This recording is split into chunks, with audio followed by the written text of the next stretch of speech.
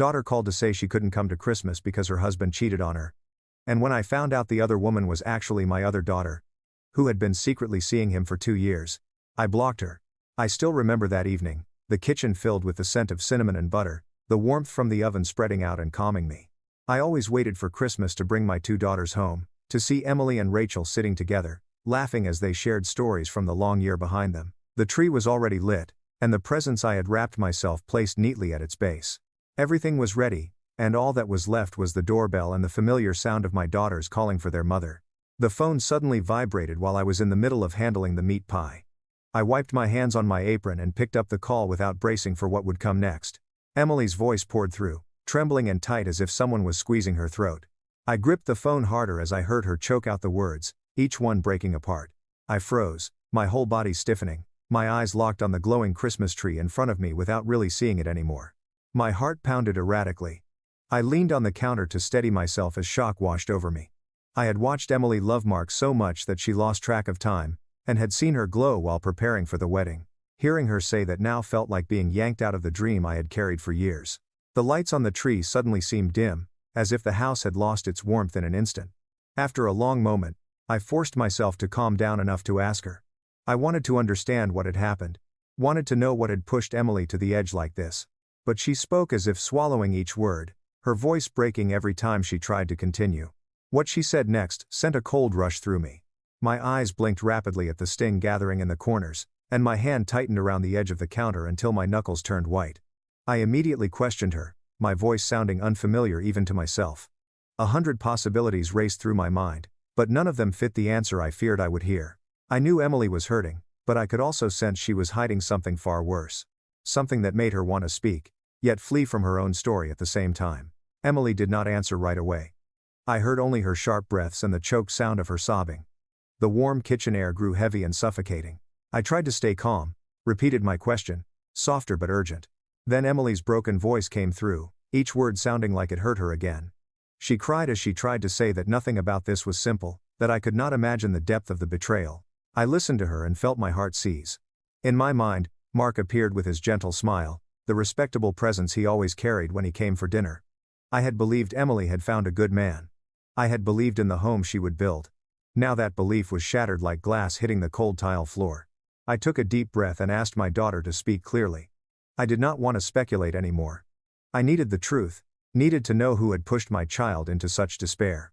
I called Emily's name again and again, my voice tight and urgent. Then she hiccuped, as if gathering whatever courage she had left to force out a few short words. I could feel her trembling on the other end of the line, a fear gripping her so hard it nearly paralyzed her.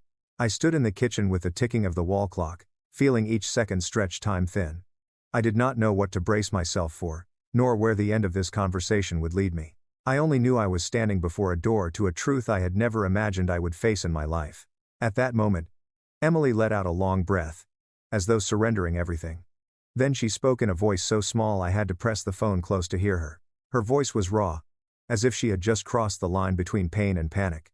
And that final sentence sent chills through every inch of me. I swear, if you knew who it was, you wouldn't believe it. I almost immediately dialed Rachel after Emily hung up. My mind was a knot of questions, but I tried to keep my voice steady so I would not scare her. She picked up fairly quickly, yet the silence that followed unsettled me more than anything else. I told Rachel that Emily would not be home for Christmas because Mark had betrayed her. Rachel's reaction was not what I expected, not surprise or anger, but a cold silence that sent a shiver through me. When I mentioned Mark's name, Rachel let out a short exclamation, and then froze. Her voice trembled slightly, as if she was trying to find words but swallowed them instead. I sensed she was afraid of something I had not yet come to understand. The sudden pallor on her face stirred a deep unease in me. I asked again, hoping she would say more, but Rachel avoided the question. A part of me began to feel as if something was quietly slipping out of place among the people I loved. I sat down and tried to recall the past few months.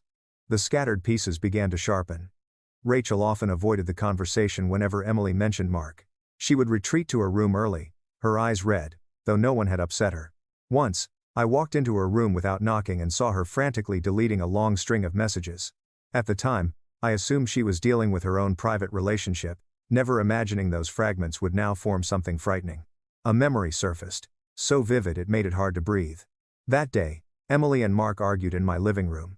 They raised their voices while I stood between them, trying to calm them down. But Rachel stood in the corner, silent and watching. Her expression was not that of an outsider. It showed no irritation or anger on her sister's behalf, but instead lingered on Mark with something that held her in place. That look made me feel she was wrestling with a secret deeper than the sadness she always tried to hide. I tried to shake off the thought. I could not let myself suspect my daughter while Emily was falling apart. I grabbed my phone and called Emily again, wanting more details, wanting to know where she was and whether someone was with her. But the more I called, the louder she cried, as if the pain was breaking into pieces. She said something unclear, that she wanted to tell me everything, but feared I would turn away from her. The words caught in my throat. Emily had never feared me like that. It made me feel there was a bigger secret being held back. I walked into the living room, where Rachel had left her phone behind. The screen lit up when I picked it up, showing a few old notifications. I had no intention of invading her privacy, but when a message preview appeared, my heart dropped. A message was not fully deleted. I stood still, took a deep breath, then tapped the screen to read it clearly, my hands shaking so badly I had to hold the phone with both. The line of text that appeared sent a chill down my spine. Rachel, we have to stop. I don't want to hurt anyone anymore. Mark. I felt the floor beneath me shift, my heart pounding as if it was trying to break out of my chest. All the fragments of memory stacked on top of one another, and questions began to harden into fear. In that moment, I understood that what my daughter had described was not just an ordinary betrayal. It was deeper, darker, and very likely had begun in a place I had never imagined. And I was not ready to face it. I sat down, my legs feeling as if they had lost all strength. Mark's message to Rachel stayed in my mind like a blade that had not been pulled out. I did not know how to react or what to believe. I only knew I needed to understand the whole story before saying a single word to either of my daughters. So I began searching through my memories, every small piece I had overlooked, every comment I had brushed aside. Everything came back at a pace that made it hard to breathe. I remembered Rachel standing in the kitchen washing glasses one day, saying something that made me laugh at the time. Now, thinking back, it felt strange. She said, with a voice neither sad nor cheerful, that sometimes she felt Emily was the one who needed a mother. I answered casually, assuming it was just a passing feeling of early adulthood. Now I could not help wondering whether I had missed something in that comment, whether Rachel had been carrying a hollow space inside her that I had never seen. I examined the way I had raised my daughters. Emily cried easily, broke easily, and always needed me close whenever something went wrong.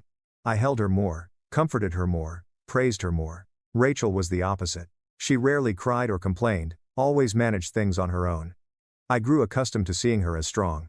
I gave her more responsibilities and fewer embraces.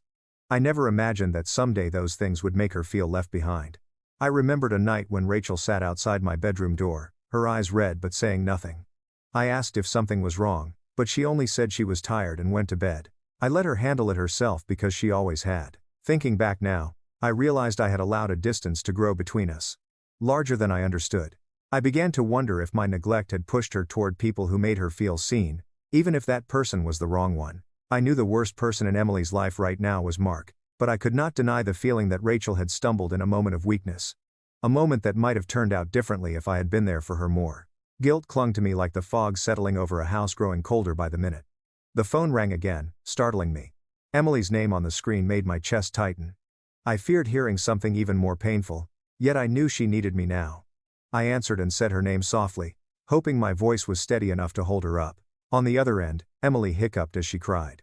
I could hear the chaos in her breathing. She seemed a bit calmer than before, yet her voice still shook as if she were standing at the edge of a cliff. Emily said I would be disappointed. The words sank into me. I asked what she meant, but she did not answer right away. She only repeated that the person was close, so close I would be shocked to know. I tried to reassure her, told her I needed the truth no matter what. But the more she spoke, the more it felt like I was stepping into a storm with no way out. I told her to send me any proof she had so I could understand more clearly. Only a few seconds later, a notification appeared on my screen. Emily had sent me a photo. I opened it, my hands shaking so badly I had to set the phone on the table. The blurry image from a hotel camera came into view, capturing the silhouettes of two people walking down a hallway.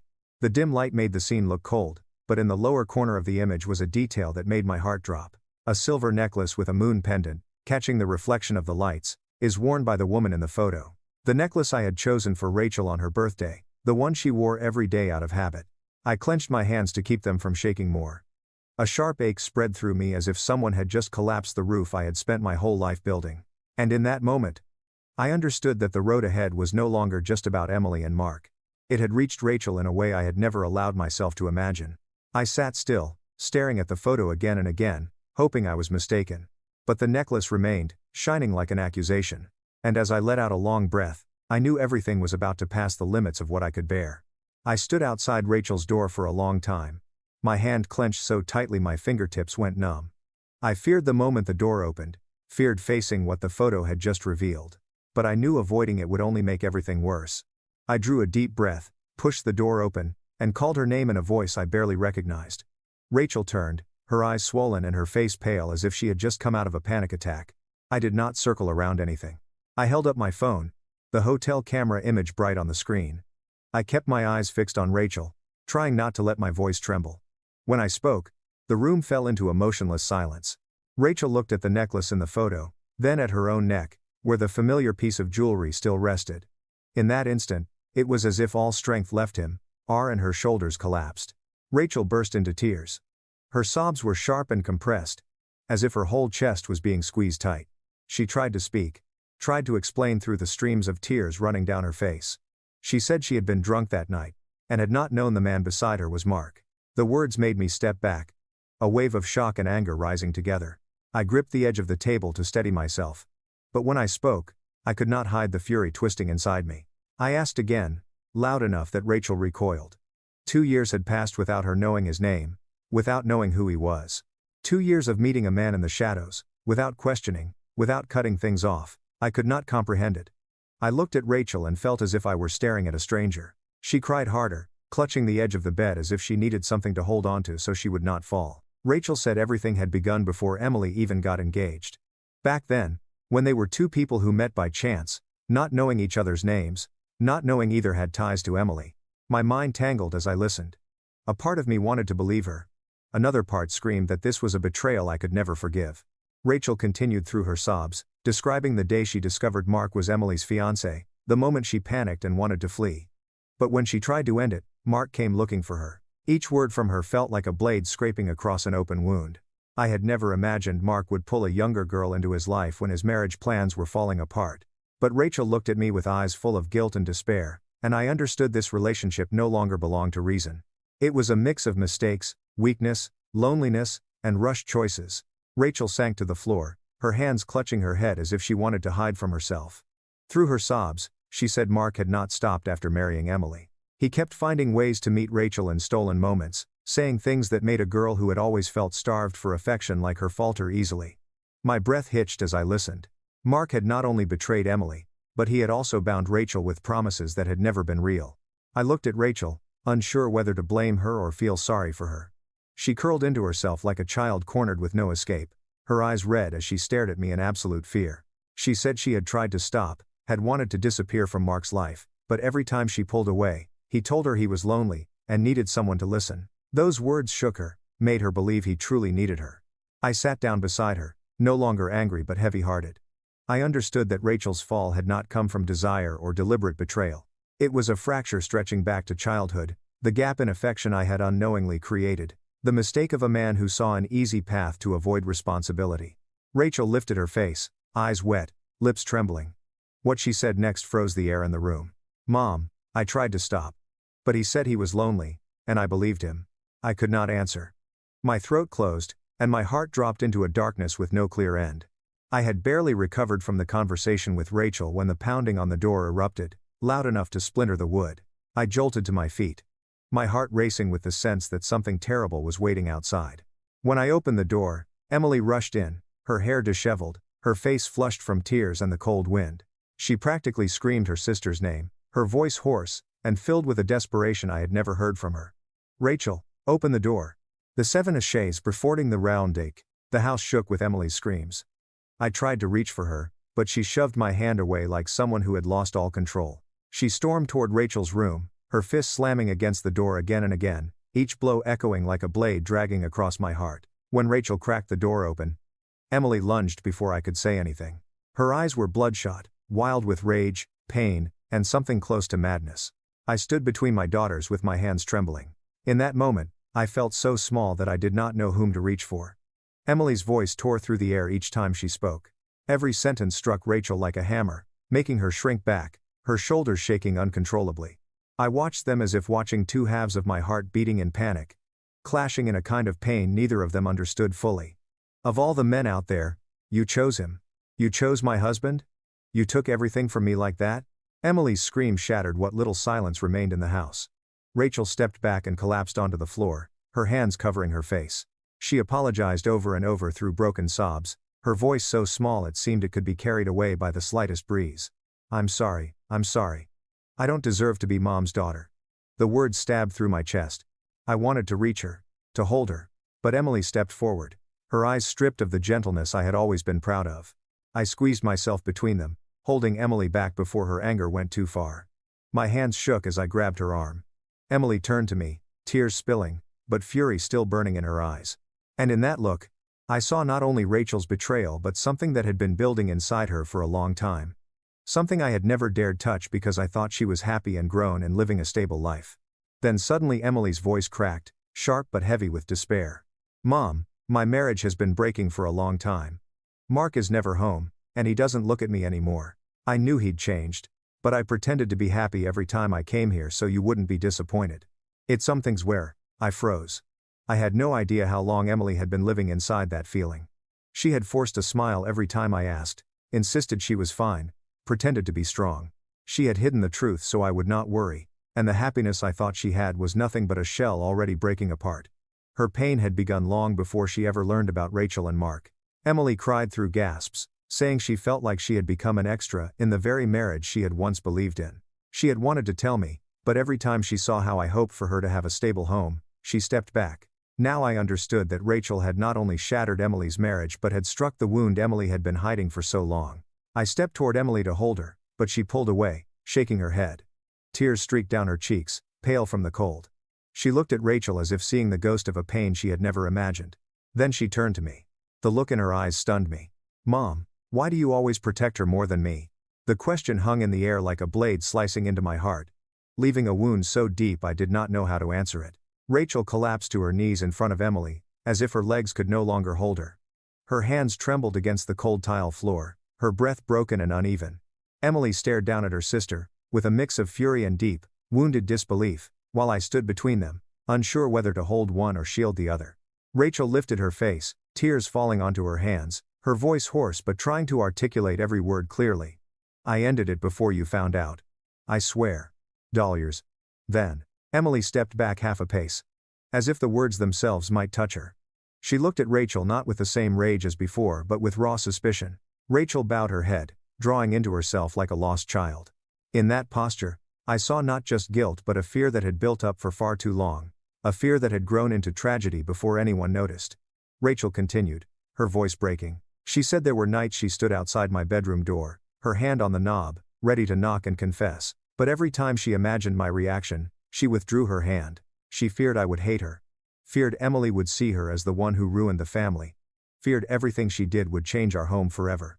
As I listened, my heart tightened. One daughter had hidden her pain, the other had buried her mistake in silence. I asked Rachel why she had let this go on, why she had allowed it to spiral this far. She looked at me with eyes swollen from regret. She said there had been moments when she wanted to disappear from Mark's life entirely. She had tried to cut him off, tried to keep a distance so no one would get hurt. But Mark sought her out again, saying things that shattered whatever fragile resolve she had left. Rachel drew a deep breath before continuing. Her next words sliced through the air, plunging the room into a terrifying stillness. That day, when I said I wanted to stop, he said, I don't love Emily anymore, I love you. Emily froze, her eyes burning. She did not scream this time. She only stared at Rachel, stunned into silence. I felt the fury inside her shift into something heavier.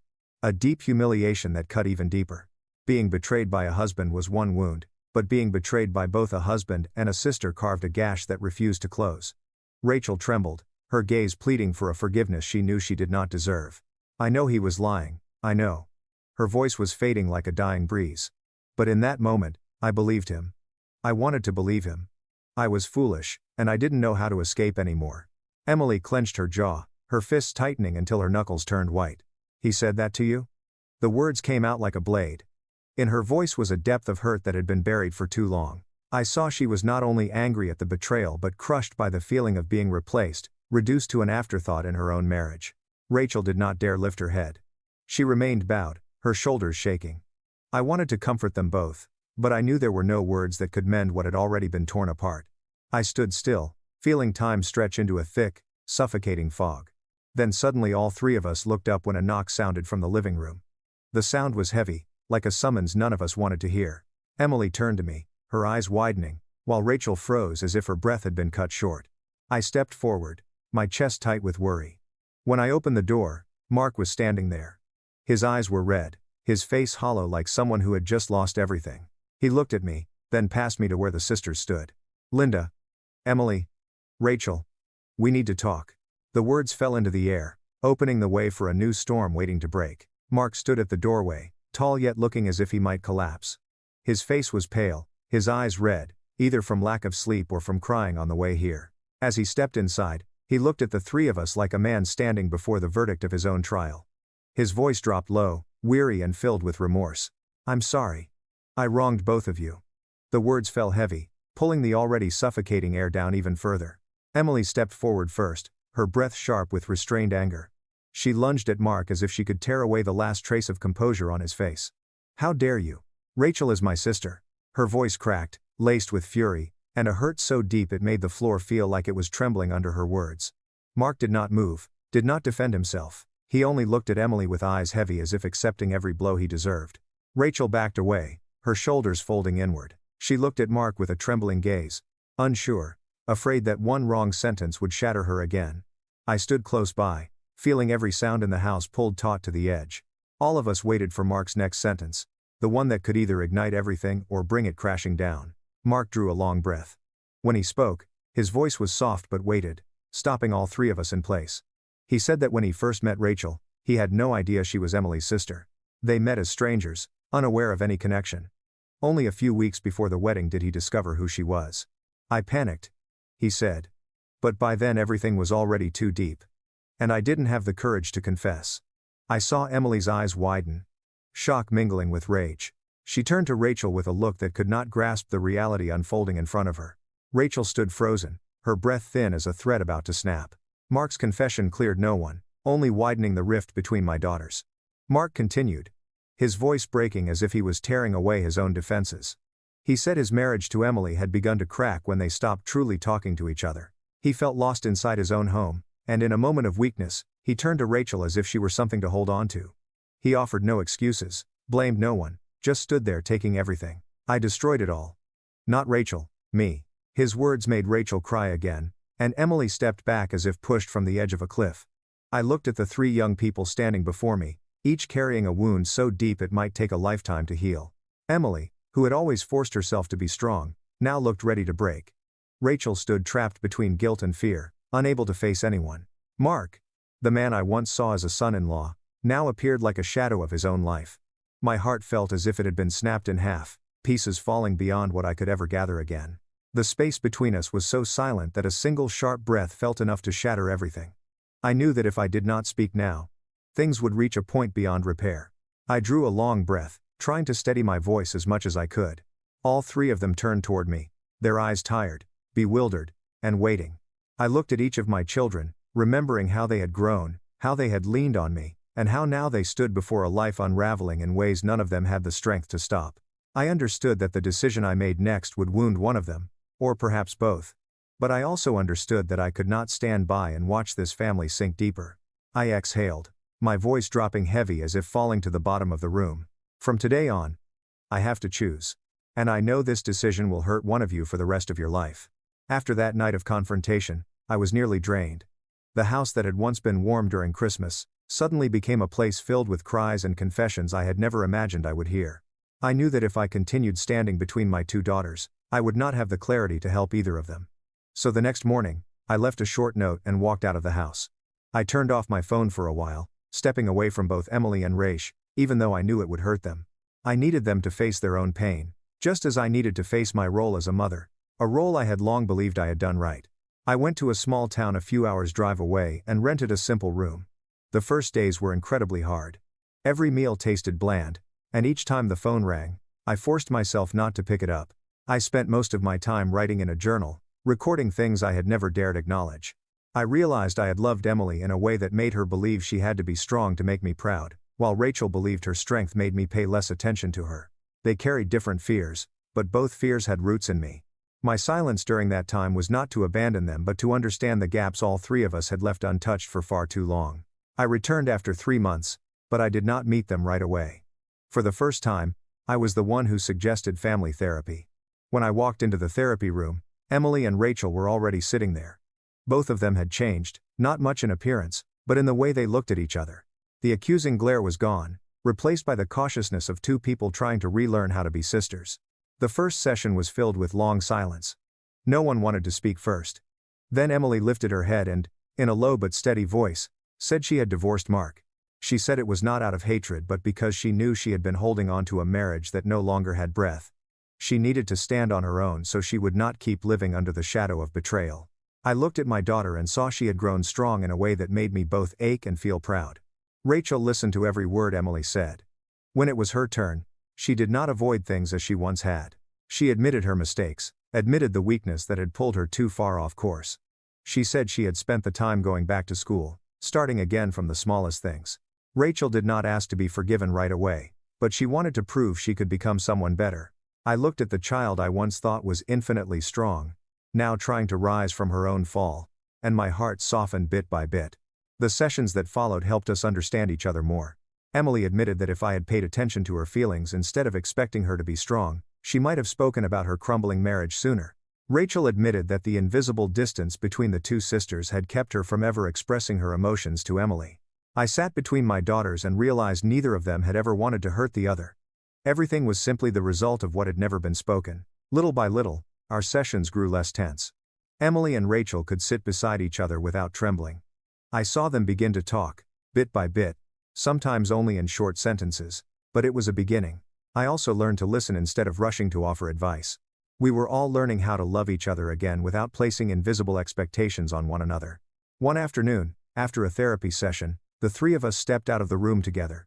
A soft breeze passed by, and Emily reached over to take Rachel's hand. No apology, no explanation, just a gentle grasp that felt like a sliver of light opening in our world. Rachel froze for a moment, then held her sister's hand in return. I watched my daughters, and tears slipped down my face before I realized it. We had started again, not perfectly, but sincerely. The wound was still there, but at least now we could face it together. I held both daughters close, feeling as if I had recovered the pieces of my heart that had been scattered all this time. Then I spoke through tears, offering a reminder to all three of us. Family isn't a place without mistakes.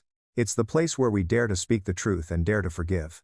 After all the breaking, I understood that a family survives storms not through perfection but through the courage to face them. Emily grew stronger after the divorce, learning to rise from her pain. Rachel grew wiser as she took responsibility for her mistakes and rebuilt her life with honesty toward herself. And I, the mother who believed she had always done things right, had to relearn how to listen and love without favor. The cracks in our small home had driven us apart. But those same cracks opened the path for three women to understand one another more deeply. From my family's story, I want to tell you that every family has its own untouched silences, its hidden wounds that grow into distance if left unspoken. Be brave enough to name your pain, not waiting until the truth explodes when no one is calm enough to hear it. Love needs conversation, and forgiveness needs time, but when we choose to step toward one another, even what seems impossible can be mended. If this story touches something in you, share it so others may reflect and find their own connection. And don't forget to follow the channel to keep hearing the everyday human stories we hope to bring you.